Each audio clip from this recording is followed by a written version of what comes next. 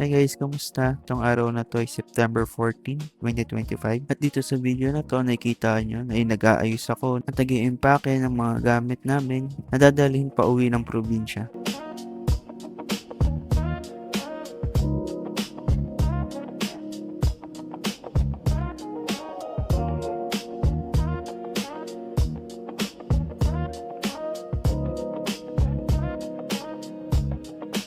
At ayun, tapos na nga pala ako mag-impake at maglinis ng kwarto. Kaya chill-chill na lang kami ngayon habang nag-aantay kami ng in-drive. Kasama ko nga palang uuwi ay yung misis ko at yung bayaw ko. Yan, feeling pogi muna sa salamin bago umalis. Yan, mabilis ang transition. At ngayon, dala na namin yung mga gamit at lalabas na kami ng condo papuntang airport.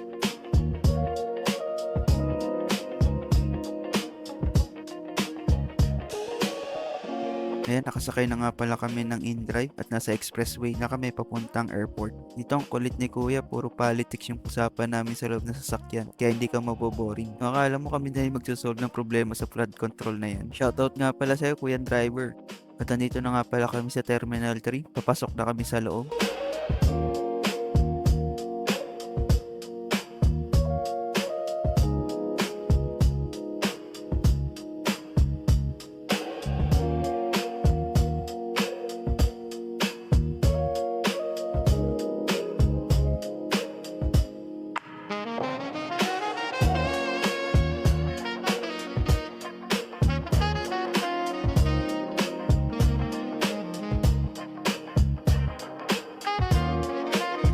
At nandito na nga kami sa may baggage area. Pagkakaalala ko, pinaiwan na dito yung isa naming baggage. At pinapunta kami dito sa may wrap area kasi maliit yung dalawa naming dala. At para magkasya dun sa may kilos na inabil ko.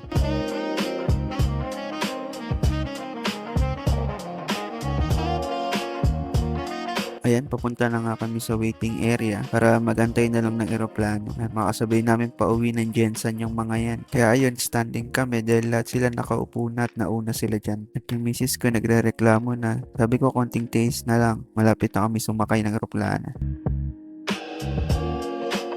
At ayun na nga, makakasakay na pagkatas ng ilang oras na pag-aantay. Yung eroplano, marami nagpapapicture bago sumakay. Kaya sabi ko, antay muna, picturean ko din silang magkapatid bago kami sumakay. Ubus-ubusin lang yung dumadaan bago picturean. Tapos 1, 2, 3. Alright, punta na sa eroplano para makasakay na.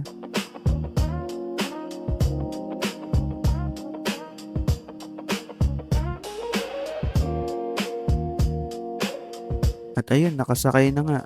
At ready na para lumipad papuntang Jensen.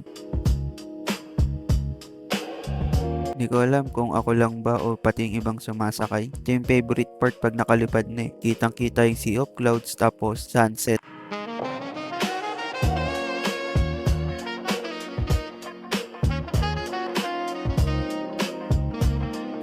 Dito, nakalimutan ko kumuha ng clip. Buti na lang, nag-video yung bayo ko. Kaya hiningi ko na lang sa kanya. Jensen na nga pala yung part na to. At yan, nakababa na kami ng eroplano.